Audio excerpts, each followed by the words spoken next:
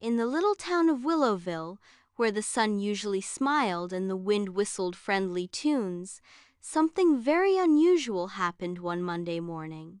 The sky didn't just drizzle. It didn't just pour. It dumped buckets of rain, and it didn't stop. By Tuesday, the streets had turned into streams. By Wednesday, the mail carrier delivered letters by canoe. And by Thursday, the ducks were using the bus stop.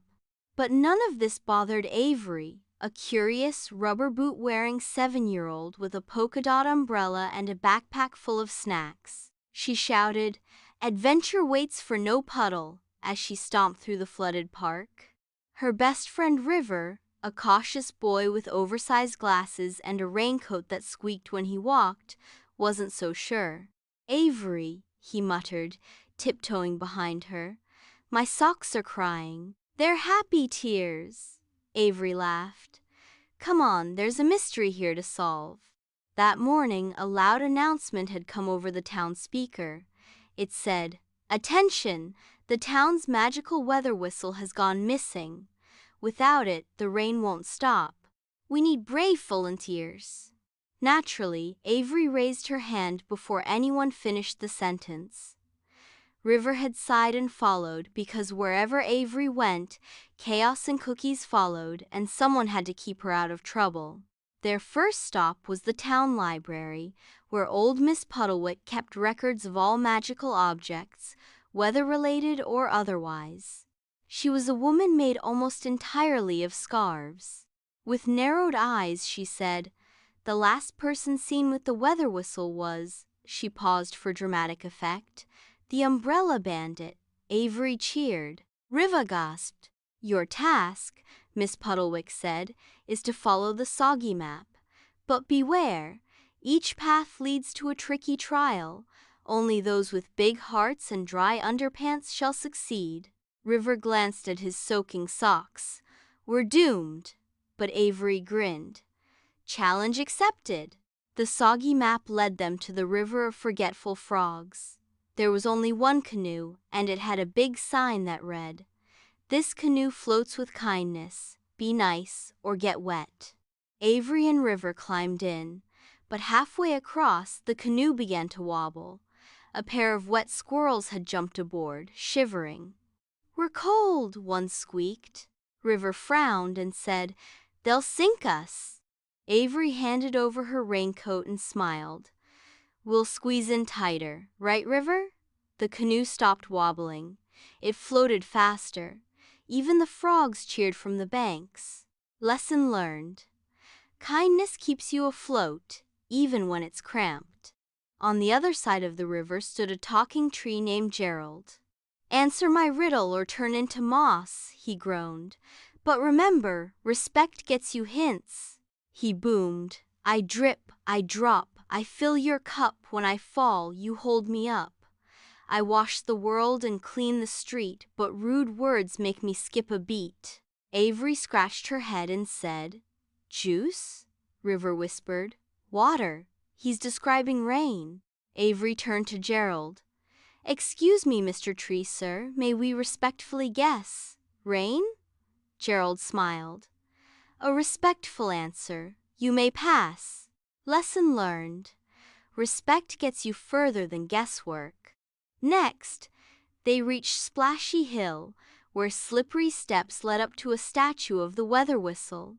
But just as they started climbing, it began to hail, tiny biting bubbles that bounced off their heads. At the bottom of the hill was a sign that read, "Only those who complete the responsibility rain dance may climb." A group of animals stood nearby, looking hopeless. "We don't know the steps," sobbed a dancing beaver. Avery stepped forward and said, "Don't worry, we'll help teach you." River dug into his backpack, pulling out a music speaker and a notepad. Together, they choreographed the silliest, soggiest dance ever with hip waggles, umbrella spins, and a final puddle splash spin. The animals followed. The hailstones stopped. The sun peeked out just a little. Lesson learned. Taking responsibility helps others to succeed too. The final trial was a water slide that whooshed into a long tunnel. The sign said, "This tunnel only opens with true teamwork." Avery and River tried to push open the door. Nothing. They tried singing. Still nothing. Then Avery noticed grooves in the wall. She suggested, "What if we stand here together?" They held hands, pressed the wall at the same time, and click! The tunnel lit up with glowing rainbows. Together they zoomed through the slide, laughing and yelling the whole way down. Lesson learned. Teamwork unlocks even the trickiest of paths.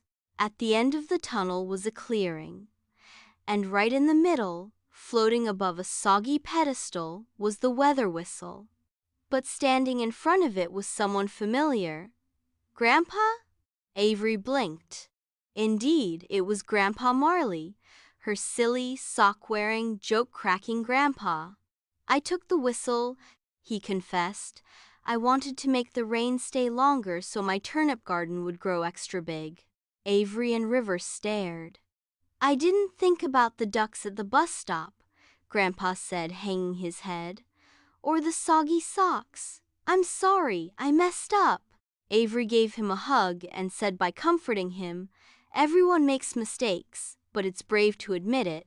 River added, "We can fix this together." River blew the whistle 3 times. Toot, toot, twee! Clouds parted. Sunlight poured down. The ducks cheered. Pickles, the dog, barked from a nearby canoe. Back in Willowville, the mayor handed Avery and River shiny medals made of recycled rubber boots. "You've saved the town," he declared, "and my pizza isn't soggy anymore." Avery beamed. River's socks were finally dry. Grandpa Marley promised no more sneaky gardening tricks. Kindness can warm cold hearts and cold squirrels. Respect can open doors, even leafy riddle-speaking ones. Responsibility means helping others, not just yourself. Teamwork can make any task a wild, fun adventure. And sometimes, grown-ups need to be reminded of these lessons too. As the sun set over Willowville, Avery turned to River. "What should we do tomorrow?" River smiled. "Maybe try to stay dry for once?" Avery giggled. "Nah, adventures are always better with wet socks."